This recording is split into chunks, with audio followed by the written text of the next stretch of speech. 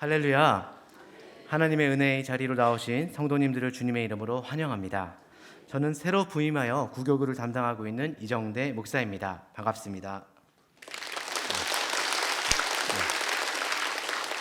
부족한 것이 참 많은 사람이지만 하나님의 은혜로 여기까지 서게 되었습니다. 여의도 집내교회 성도님들과 이렇게 믿음 생활하게 된 것을 참으로 영광스럽게 생각하며 앞으로도 복음의 사명을 가지고 이 몸된 교회를 위해서 최선을 다하며 나가는 사역자가 되도록 노력하고 기도하도록 하겠습니다. 다시 한번 감사를 드립니다. 우리가 사는 삶의 인생은 어쩌면 상처받음의 연속의 과정입니다. 마음속에 원한과 분노를 품고 살면 다른 사람에게도 파괴적인 영향을 끼치게 되는 인생입니다. 그리고 누구보다 자신에게 가시가 되어서 자신의 마음을 상하게 합니다. 그렇기 때문에 아무리 우리가 힘이 들지라도 마음속의 분노나 상처를 빨리 처리하는 법을 배워야 인생을 은혜롭게 살 수가 있습니다. 그리고 기쁜 마음으로 다른 사람을 축복하고 사랑하며 용서할 수 있게 살아갈 때에 하나님께서 기뻐하시는 삶을 살게 되는 것입니다. 오늘 본문의 사울 왕은 다윗에게 너무나 깊은 상처를 안겨준 사람입니다. 합당한 이유 없이 다윗을 시기하였고 수차례 다윗을 죽이기를 꾀했던 사람이었습니다. 결국 다윗은 도망자가 되었고 광야로 내어 쫓기게 되었으며 10년간을 도피하면서 그의 청춘을 다 바치는 그런 시간을 보낼 수밖에 없었습니다. 사울 왕은 다윗이 약하고 지쳐 있을 때마다 집요하게 군대를 보내서 그를 죽이려 하였습니다. 그런 것이 원수에게는 내가 가장 약할 때가 그들에게는 저로에게 기회이기 때문에 그는 그렇게 행하였습니다. 특히 다윗이 엔기디 황무지에 머물고 있을 때는 군사 약 3,000명을 거느리고 다윗을 죽이기 위해서 샅샅이 뒤져 다윗을 찾아 죽이려 하였습니다. 그리고 그곳에는 수많은 동굴이 있었는데 다윗은 그 중에 동굴 하나에 숨었습니다. 그런데 뜻밖의 일이 발생합니다. 사울이 뒤를 보러라고 성경에 나와 있는데 용변을 보기 위해서 굴로 들어간 것입니다. 공교롭게도 그 굴 캄캄한 안쪽에는 다윗과 그 일행들이 몸을 숨기고 있었습니다. 사울은 바깥에서 들어갔기 때문에 캄캄한 굴 속에 더욱 보이지 않았을 것입니다. 여러분도 잘 아시겠지만 밝은 데 있다가 컴컴한 데 들어가면 컴컴한 데가 보일까요? 안 보일까요? 잘 안 보입니다. 그런데 컴컴한 데 있다가 밝은 곳을 주시하고 있는 사람들은 그 컴컴함 속에서 여명을 볼 수가 있는 것입니다. 이 상황으로 보면 완전히 다윗의 손에 사울 왕이 넘겨진 것 같습니다. 게다가 사울 왕은 혼자였고 다윗은 준비된 군사들과 함께 있었습니다. 자, 이 상황을 놓고 다윗은 하나님께 어떻게 그 뜻을 분별할 수가 있었을까요? 함께 오늘 24장 4절 말씀 한번 읽어보겠습니다. 24장 4절입니다. 시작. 사람들이 이르러 보소서, 여호와께서 당신에게 이르시기를 내가 원수를 내 손에 넘기리니 내 생각에 좋은 대로 그에게 행하라 하시더니 이것이 그날이니라 하니 다윗이 일어나서 사울의 겉옷자락을 가만히 베니라. 아멘. 다윗의 부하들은 하나님께서 다윗에게 원수를 갚으라고 주신 절호의 기회라고 그들은 해석하였습니다. 지난 수년 동안 떠돌아다녀야만 했던 그 원한을 갚고 이제는 원한을 풀 수 있는 기회이니 주저하지 말고 다윗이시여 복수하라고 그에게 재촉을 합니다. 상황으로만 본다면 사울 왕이 무방비 상태에 있는 이때 다가가서 칼로 찌르기만 한다면 모든 상황이 종결될 수 있는 상황 같았습니다. 도망자의 생활도 끝날 것이고 이제는 그 고향 땅에 돌아갈 수도 있을 것이며 그가 그토록 먹고 싶어 했던 그 우물물도 마음껏 먹을 수 있는 그런 상황이기 때문입니다. 그러나 다윗은 가만히 뒤로 가서 사울의 겉옷자락만 살짝 베어옵니다. 얼마나 예리한 칼이기에 얼마나 또한 훈련되었기 때문에 그 아무리 용변을 보고 있다고 하더라도 사울이 전혀 느끼지 못하게 옷자락만 이렇게 살짝 베어올 수가 있었을까요? 반대로 생각하면 다윗이 그렇게 마음만 먹으면 그렇게 훈련된 사람이고 예리한 칼을 가졌기 때문에 쥐도 새도 모르게 사울을 처단하는 것은 일도 아니었던 순간이었던 것입니다. 게다가 다윗은 사울을 치려는 부하들을 만류해서 사울이 제 갈 길을 가게 해줍니다. 너희들이 사울을 죽이지 말고 제 갈 길을 가도록 놔두라고 그들에게 죽이지 못하도록 명령까지 해줍니다. 원수를 지척에 두고도 원수를 갚는 대신 용서를 해주고 보호를 해준 것입니다. 나중에 사무엘상 26절에 가면 유사한 사건이 한 번 더 일어납니다. 사울이 진영에서 잠을 자고 있을 때, 부하들도 모두 잠에 빠져 있을 때, 무방비 상태가 되어 있을 때, 그때 다윗과 부하 아비새가 내려가서 잠자는 사울 곁에 있는 창을 꽂혀 있는 것을 보게 됩니다. 그 창을 뽑아서 심장에 찌르기만 하면 되는데 그는 찌르지 아니하고 그날도 물병과 창만 가지고 나오는 일을 합니다. 다윗이 한 일은 결코 쉬운 일이 아닙니다. 내 인생을 무참히 짓밟고 정말 지울 수 없는 그런 상처를 안겨준 장본인이 여기 있는데, 집에도 가지도 못하게 하고 광야를 헤매면서 아까운 청춘을 다 허비하게 한 원수가 바로 눈앞에 있는데 어떻게 그를 살려줄 수가 있겠습니까? 그에게 살려줄 만한 그런 이유가 있었던 것입니다. 다윗은 사울을 그냥 용서한 척만 한 것이 아니라 마음 중심부로부터 하나님의 마음으로 그를 용서를 선포하고 사랑을 하기로 애를 썼던 것입니다. 실제로 훗날에 사울이 블레셋 사람에게 죽임을 당하자 다윗은 종일 금식하면서 통곡했다고 성경은 기록하고 있습니다. 거짓으로 용서를 흉내낼 수는 있습니다. 용서를 하는 척은 할 수가 있습니다. 하지만 고통을 안겨준 그 사람을 용서하고 전심을 다해 사랑하기란 정말로 쉽지 않은 일입니다. 그렇다면 다윗은 이렇게 어려운 상황임에도 불구하고 자신을 미워하고 정말로 자신을 죽이려고 했던 그 원수를 어떻게 용서하고 사랑할 수가 있었을까요? 오늘 본문을 통해서 다윗이 원수를 용서할 수 있었던 세 가지 믿음의 방법에 대해서 한번 알아보고자 합니다. 첫 번째, 다윗은 늘 하나님의 뜻을 먼저 구했던 사람입니다. 누구의 뜻을 먼저 구했다고요? 하나님의 뜻을 먼저 구했습니다.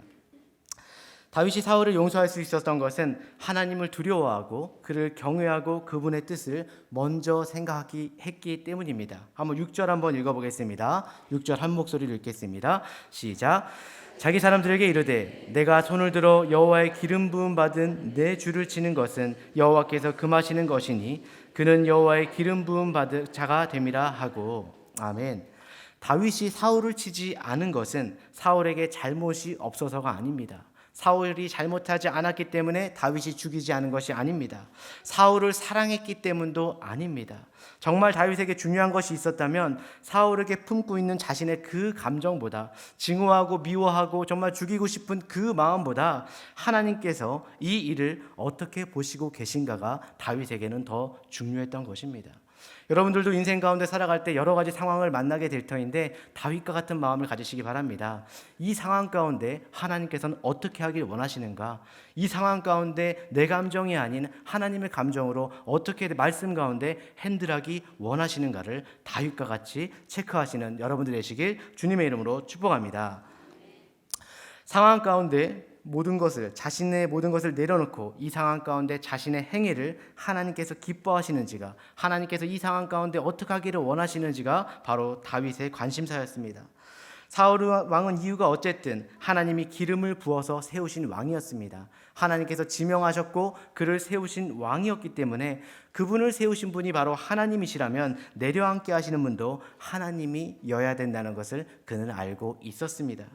하나님이 하셔야 될 일을 인간이 감정을 앞세워서 자신이 먼저 하게 된다면 그것은 바로 하나님의 뜻을 거스리는 것이고 그분의 뜻을 대적하는 결과가 되기 때문입니다. 그래서 다윗은 하나님의 기름 부은 자를 향해서 칼을 들지 않았습니다. 오히려 다윗은 하나님이 재판장이 되어서 자신의 억울함을 풀어주시기를 하나님께 의탁합니다. 원수 갚는 것은 하나님께 달려있다는 것을 그는 믿고 스스로 복수하는 것을 경계하였다고 성경은 기록하고 있습니다. 우리도 사람을 대할 때 개인적인 감정을 앞세우는 대신 하나님이 그 사람을 어떻게 보시는가에 관심을 두고 이 상황을 하나님께서 어떻게 조망하는가에 관심을 두게 된다면 우리는 사람도 다시 보게 될 것이고 상황도 다시 보게 될 것입니다. 다윗은 개인의 감정대로 행하는 것보다 하나님을 경외함으로 그분의 뜻에 순종하기를 원했던 사람이었습니다. 그래서 다윗의 태도는 어떤 결과를 낳았습니까? 지금 다윗을 죽이려고 따라다녔던 사울 왕이 도리어 사울이 감동을 받고 다윗에게 축복의 말을 전하고 있습니다. 오늘 읽었던 24절 16절부터 20절까지 한번 읽어보도록 하겠습니다. 16절부터 제가 한 절, 여러분들이 한 절 읽도록 하겠습니다. 20절까지입니다.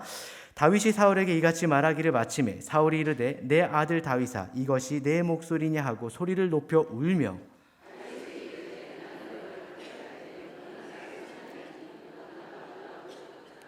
내가 나 선대한 것을 오늘 나타냈나니 여호와께서 나를 내 손에 넘기셨으나 내가 나를 죽이지 아니하였도다.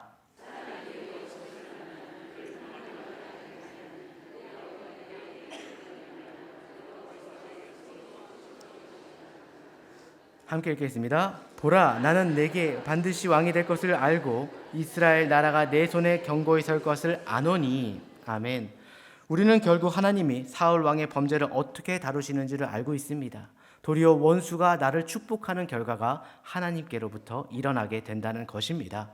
여러분들, 아무리 상황이 어렵더라도 그 상황을 나의 감정이나 나의 선택대로 하지 마시고 모든 결정과 선택을 주님께 맡겨드릴 때에 주님의 방법으로, 주님의 능력으로, 주님의 사이즈로 여러분 인생 가운데 축복하시고 은혜 내려 주실 것입니다. 우리는 때로는 직접 나서서 일을 처리하는 것이 빠르다고 느낄 때가 너무나 많습니다. 하지만 먼저 하나님께 맡기는 그런 믿음을 가지시기 바랍니다. 하나님이 더 잘하십니다. 그리고 하나님께 맡기면 그 결과가 더 아름다워질 것입니다. 자신이 심판자와 판단자가 되지 말고 하나님 손에 의탁하시기 바랍니다. 우리의 문제보다 더 크신 하나님께서, 그 전능자 하나님께서 여러분들의 문제를 다루실 때보다 더 큰 하나님의 능력으로 여러분들의 인생을 만져 주실 것입니다. 그러면 모든 것이 합력하여서 아름다운 선을 이루시게 할 뿐만이 아니라 사람을 용서하고 사랑을 품을 수 있는 복음의 능력으로 이 세상의 진리의 등대가 되게 하여 주실 것입니다. 그러므로 우리가 상황 가운데 먼저 해야 될 것이 있다면 내 생각이 아니라 하나님의 뜻을 먼저 생각해야만 하는 것입니다. 두 번째가 있습니다. 두 번째, 다윗은 늘 하나님 앞에서 자신을 돌아보았던 사람입니다. 누구 앞에서요? 하나님 앞에서. 고통을 안겨준 사람을 용서하고 사랑하기 위해서는 하나님 앞에서 자신을 늘 돌아봐야 됩니다. 정말 내가 사람 앞에서 돌아보는 것이 아니라 하나님 앞에 나는 누구로 서 있고 이 예배당 가운데 나는 하나님 앞에 어떤 존재인지를 항상 나는 생각해야만 하는 것입니다. 하나님 앞에서 자신을 볼 수 있는 사람이 남을 용서할 수가 있는 것입니다. 다른 사람의 허물은 보면서 자신의 허물은 볼 수 없는 것이 바로 우리 인간입니다. 그래서 인간은 너무나 쉽게 남을 판단하고 정죄하며 너무나 쉽게 공격할 수가 있습니다. 진정한 용서는 하나님 앞에서 자신을 바라보는 순간부터 시작되게 되어 있습니다. 내가 누구인지, 내가 어떤 허물이 있는지를 각성하는 순간부터 하나님께서 허락하신 용서와 치유가 시작되게 되는 것입니다. 우리가 주야라 묵상할 것이 하나님의 말씀인데 그 말씀 대신 미움을 품고 미워하는 사람을 품고 묵상하고 되새기게 된다면 과연 어떤 결과가 나오게 되겠습니까? 자신의 심령이 피폐해지는 것은 물론이고 미움이 더욱더 증폭되고 내 마음만저도 악의 마음이 되고 말 것입니다. 그래서 마음속에 미움을 품고 사는 것은 절대로 지혜로운 삶이 아닙니다. 미움을 넘어서야 치유의 단계로 들어설 수가 있는 것입니다. 정말 이때는 우리가 관점의 변화가 필요합니다. 우리 마음 가운데 누군가가 미워지고 많이 시기가 되고 질투가 날 때 우리 마음 가운데 관점의 변화가 필요합니다. 즉 생각이 달라져야 된다는 것입니다. 일방적으로 자신의 관점으로만 보던 시각을 믿음의 눈으로 재조명하는, 하나님 앞에서 그것을 다시 한번 바라보는 그런 시간이 우리에게 있어야만 하는 것입니다. 자신을 붙잡고 있는 이 미움의 상대가 도대체 어떠한 심정으로 이 일을 했는가를 바로 살펴보고 나는 또 한 걸음 나아가서 나에게는 허물이 없는지, 내가 하나님 앞에서 어떤 자로 서야 되는지를 다시 한번 반추해 볼 때 이미 치유는 시작되게 되어 있는 것입니다. 치유란 예수 그리스도의 십자가 앞에 나아가서 허물 많던 죄인인 자신이 십자가의 은혜로 용서받았음을 기억하는 것입니다. 우리가 주님께 은혜 받았다면, 용서받았다면 여러분들도 하나님 앞에서 그 용서를 구하시는 여러분들 되시길 바랍니다. 이런 치유의 단계를 거치게 된다면 이제는 다른 사람을 품고 용서하게 될 수 있는 그런 마음이 생기게 됩니다. 성도 여러분, 사람을 믿고 의지하다 보면 늘 실망이 오게 되어 있습니다. 사람은 우리가 믿을 대상이 아닙니다. 사람을 믿지 마시고 의지하지 마시기 바랍니다. 오직 우리의 주 되신 하나님을 믿으시기 바랍니다. 그리고 하나님이 사람들을 용서와 사랑으로 품으셨듯이 여러분들도 용서할 수 없는 가운데 용서를 선포하고 그 사람들을 마음으로 품으시는 주님의 사람들 되시길 주님의 이름으로 축원합니다. 시편 곳곳에서 다윗은 자신이 하나님 앞에서 얼마나 죄가 많고 허물이 많은지를 고백하고 있습니다. 시편 40편 12절 말씀 한번 읽어드리겠습니다. 수많은 재앙이 나를 둘러싸고 나의 죄악이 나를 덮침으로 우러러볼 수도 없으며 죄가 나의 머리털보다 많으므로 내가 낙심하였나이다 라고 고백하고 있습니다. 오늘 본문에서 다윗은 자신이 의롭다라고 하지 않았습니다. 여러분 생각에 다윗이 순결한 사람이라고 생각하십니까? 오늘 본문 이후에 다윗에게는 아무런 흠없고 실수가 없었습니까? 다윗은 분명히 크나큰 실수가 있었던 사람입니다. 여러분들도 잘 알고 계실 것입니다. 다윗은 하나님을 사랑하고 하나님 앞에서 믿음으로 승리한 일들이 참으로 많음에도 불구하고 결정적인 실수를 범했던 사람입니다. 개인의 정력을 위해서 불륜을 저지른 사람이기도 합니다. 그것도 자신의 권세를 이용해서 힘없는 부하의 아내를 취했던 사람입니다. 못된 사람이었고 아주 파렴치한 사람이었습니다. 그것도 부족해서 그 남편을 전쟁터로 보내서 죽게 했던 사람이기도 했습니다. 만일 다윗이 이와 같은 모습이 우리가 다윗의 이런 모습을 안다면 이 다윗의 마음이 바르고 온전하고 하나님 마음에 합당한 사람인가에 대한 질문이 들 수가 있습니다. 정말 그 말에 대해서 전혀 이해가 되지 않을 수도 있습니다. 그러나 다윗은 그가 완전했기 때문이 아니라 다윗에게 흠이 없었기 때문에 그가 하나님에 합당한 된 것이 아니라고 성경은 기록하고 있습니다. 다윗은 본인이 잘못을 저질렀을 때 하나님 앞에 정직하게 나아가서 자기 잘못을 인정하고 바르고 정직하게 진심으로 회개했기 때문에 마음이 온전하고 내 마음에 합한 사람이라고 하나님께서 말씀해 주셨습니다. 그는 일국의 왕이었습니다. 굉장한 권세를 가진 사람이었고 그런 왕이었음에도 불구하고 정말 연약한 나단이라는 한 선지자 사람이 와서 당신이 바로 그 죄인이고 그러한 악한 사람이라고 지적을 했을 때 그는 변명하지 않고 정말 자신의 죄와 허물을 완전히 주님 앞에 고백하고 회개하며 침상이 젖도록 주님께 회개하며 울부짖었던 사람이었습니다. 침상이 젖도록 눈물을 쏟았습니다. 하나님, 내가 정말 잘못했습니다. 하나님, 내가 당신에게 큰 죄를 저질렀습니다. 나의 죄를 도말해 주십시오. 내 안에 정한 마음을 창조하시고 정직한 영을 새롭게 하옵소서라고 밤새 기도했던 사람입니다. 다윗은 자기 안에 있는 모든 죄악들을 있는 대로 다 끄집어내어서 하나님께 용서를 구하고 철저하게 주님 앞에 자신을 드리고 나아갈 때에 하나님은 정직했던 그 다윗의 마음을 보시고 칭찬하시고 내 마음에 합한 자라고 여기게 하였던 것입니다. 정말 내가 잘못한 것이 있으면 하나님 앞에 가식 없이 꾸밈 없이 다 내어놓으시기 바랍니다. 그때 하나님께서 여러분들의 마음을 정직한 마음으로 인정해 주십니다. 하나님 앞에서도 정직하지 못한 자가 대인관계나 세상관계에서 어떻게 정직할 수가 있겠습니까? 여러분, 우리 마음이 하나님 앞에서 정직해져야지 다른 일도, 우리가 하는 사역들도 여러분들이 마주한 모든 일 가운데 정직할 수가 있는 것입니다. 그래서 우리에겐 주님의 십자가가 필요합니다. 우리가 하나님 앞에 어떠한 잘못을 했을지라도 십자가를 향해서 회개하며 정직한 영을 우리가 구할 때에 하나님께서 기뻐하시는 용서와 참된 은혜가 우리 가운데 넘치게 될 것입니다. 이렇듯 다윗은 하나님 앞에 설 때마다 자신의 허물을 목격했던 사람입니다. 그래서 개인적으로 사울이 정말로 원망스럽고 때로는 믿고 죽이고 싶었을지 모르지만 자신이 나서서 허물을 판단하거나 해결하지 않았습니다. 우리도 마찬가지입니다. 우리 자신의 의를 과신하고 다른 사람의 허물을 일방적으로 판단해서는 안 됩니다. 인간은 용서보다 저주가 쉬운 존재이기 때문에 다른 사람을 용서하고 치료하기 위해서는 하나님 앞에서 우리 자신의 허물을 먼저 보는 눈이 필요합니다. 하나님 앞에서 우리를 보시고 우리의 자신과 상황을 주님께 맡겨드리는 여러분들 되시길 주님의 이름으로 축원합니다. 마지막 세 번째, 다윗은 늘 성령의 능력을 구했던 사람입니다. 어떤 능력을 구했다고요? 성령의 능력. 바로 하나님의 능력을 구했던 사람이었습니다. 다른 사람을 용서하기 위해 하나님을 생각하고 자신을 돌아보았다면 최종적으로는 성령의 능력을 구해야만 합니다. 우리가 용서할 수 없는 사람, 미워할 수밖에 없는 사람일지라도 하나님, 내가 정말 용서를 선포하고 나갑니다. 이 상황을 내가 주님께 선포하고 맡겨드립니다라고 했다면 그것이 될 수 있는 성령의 능력을 구해야만 하는 것입니다. 다윗이 사울을 용서할 수 있었던 동기이자 다윗의 생애의 전환점이 된 사건이 있습니다. 다윗은 사무엘 선지자를 통해서 기름 부음을 받았던 사람입니다.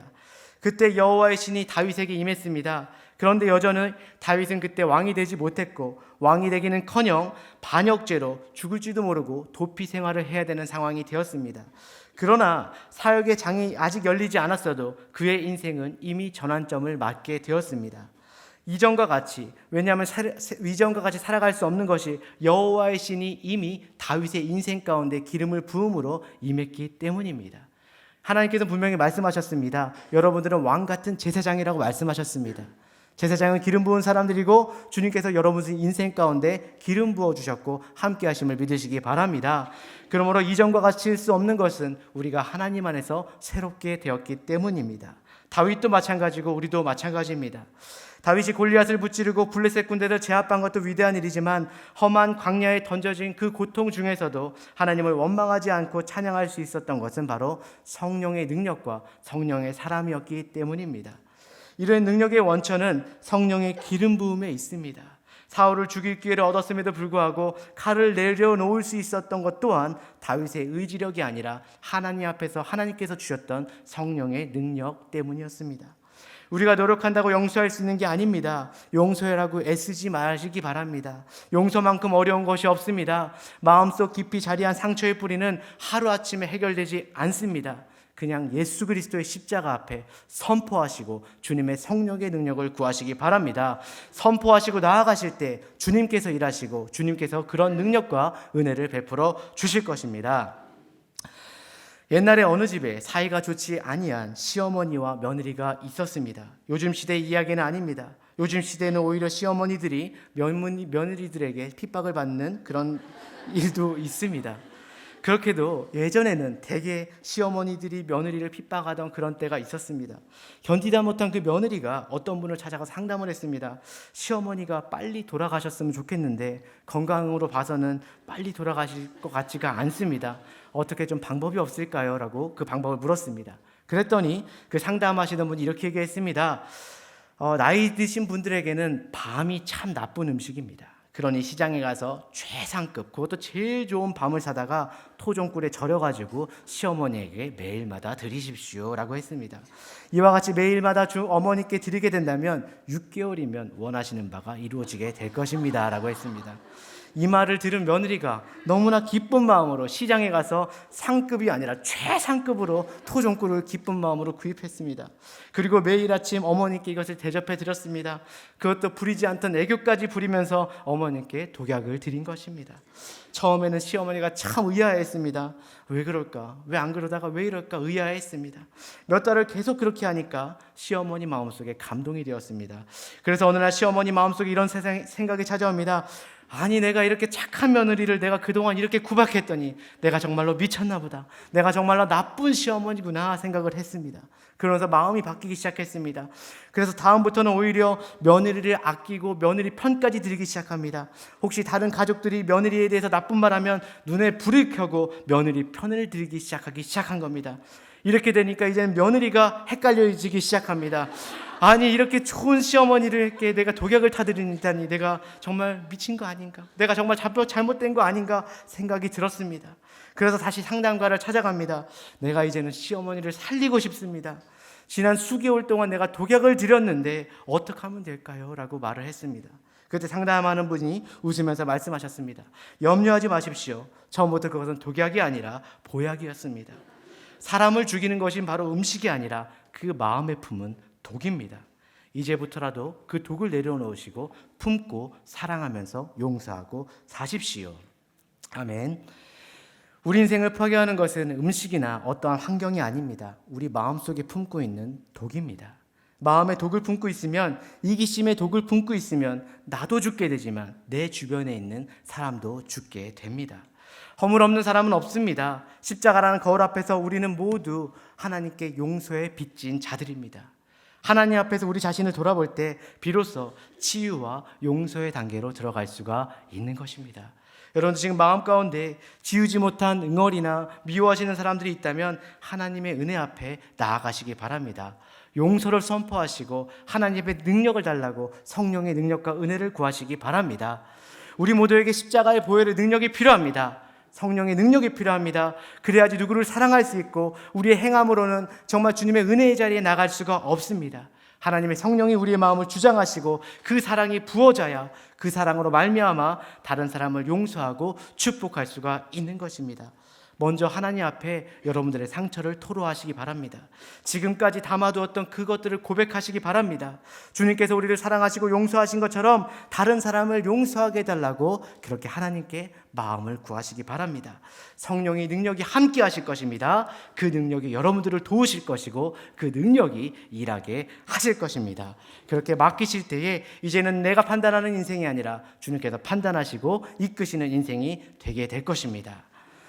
다윗의 인생을 보면 나중에 그 결과가 말해줍니다.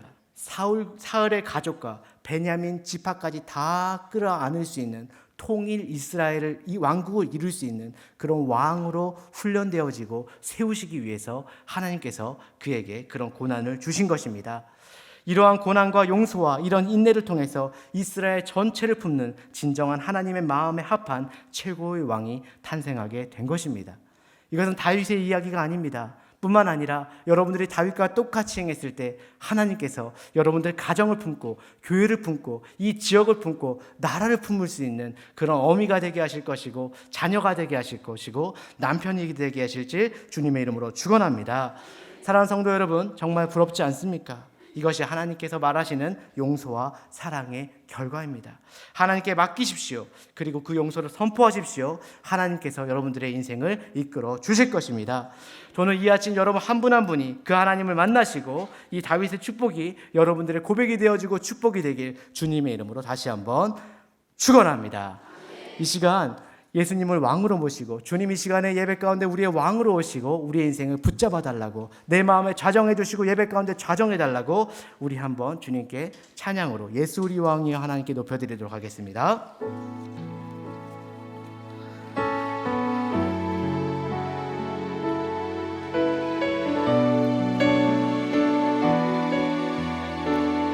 우리 한 목소리로 찬양하겠습니다. 예수 우리 왕이여 예수 우리 왕이여 이곳에 오셔서 보좌로 주여 임하사 보좌로 주여 임하사 찬양을 받아 주소서. 주님을 찬양하오니 주님을 찬양하오니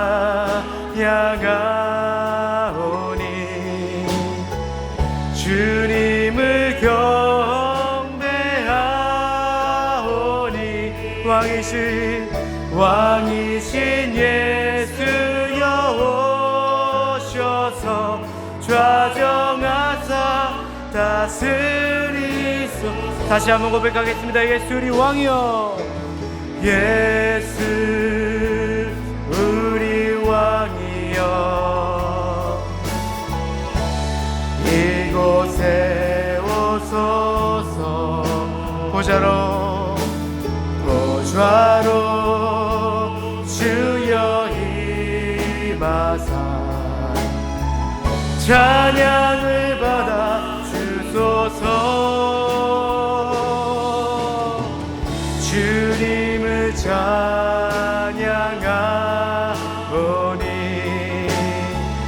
주님을 경배하오니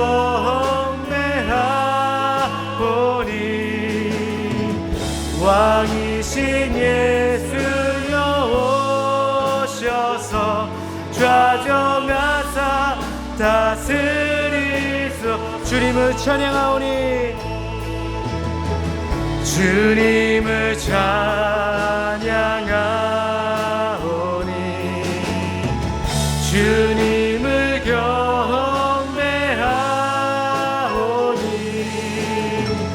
왕이신 예수여 오셔서 좌정하사 다스리소서. 우리 이 시간 눈을 감고 하나님의 말씀을 붙잡고 기도하는 시간 갖기를 원합니다. 우리 가운데 완벽한 사람은 아무도 없습니다. 우리 가운데 완전한 용서와 사랑을 실천한 사람도 아무도 없습니다. 혹시 내가 누군가를 사랑해야 되는데 너무나 마음이 완악하고 닫혀 있어서 사랑할 수 없는 상황 가운데 계신 분이 있다면 성령께서 내 마음을 만져주시고 나의 가슴을 열어주셔서 그들도 사랑할 수 있는 힘과 용기를 달라고 주님께 부르짖기 바랍니다. 우리 이 시간에 한 목소리로 주님의 사랑을 부어달라고, 또 사랑해야 될, 품어야 될 세상이 생긴다면 그들을 용서를 선포하고 나가면서 성령의 은혜를 구하시는 여러분 되시기 바랍니다. 우리 주여 한번 부르시고 주님께 기도하겠습니다. 주여! 사랑의 하나님 아버지, 감사합니다. 하나님, 내 안에 아버지 나도 모르게 자리잡고 있는 미움과 복수심, 마음의 상처가 있다면 이 시간 주님 앞에 해결해달라고 기도합니다. 주님 도와주시고 주님의 십자가를 바라봅니다. 십자가를 붙듭니다. 주님, 완전하게 아버지 나의 상황을 주님께 알려드립니다. 주님, 내가 할 일은 용서밖에 없고 선포하는 일밖에 없습니다. 주님, 내가 성령의 깊이 하시는 아버지 역사하시는 그 임재 가운데 들어가게 하시고 주님의 마음으로 아버지 내가 용서를 선포하며 믿음으로 나갈 수 있도록 인도하여 주시옵소서. 예수의 십자가 보혈로 깨끗게 해주시고 주님의 십자가를 의지할 때에 온전하게 하시고 합당케 하시고 다윗과 같은 은혜를 우리 인생 가운데 부어 주시옵소서. 이 시간 주님의 은혜 가운데 나갑니다. 하나님, 내 안에 정한 마음을 창조하시고 우리 가운데 정직한 영을 새롭게 하여 주시옵소서. 사랑과 은혜가 충만하신 하나님 아버지, 감사를 드립니다. 우리의 삶이 터전히 흔들리고 답답하고 힘들고 어려운 고난과 시련이 찾아올지라도 우리를 지키고 인도하실 신실한 주님이 우리 가운데 계심을 압니다. 긍휼과 은혜로 우리 가운데 함께해 주시고 기름 부어주시며 축복해 주시사 하나님, 오늘도 주님의 사랑하는 여의도 침례교회 성도님 여러분들 하나님이 기름 부어주셔서 오늘도 주님의 성령의 은혜로 아버지 살아갈 수 있도록 인도하여 주시옵소서. 말씀과 함께 성령의 놀라운 은혜를 기대하게 하시고 무슨 일을 당하든지 낙심치 않게 하시며 포기치 않게 하시며 사랑의 주님, 신실한 주님의 얼굴을 구하며 전능하신 주님의 능력을 붙잡고 나갈 수 있도록 인도하여 주시옵소서.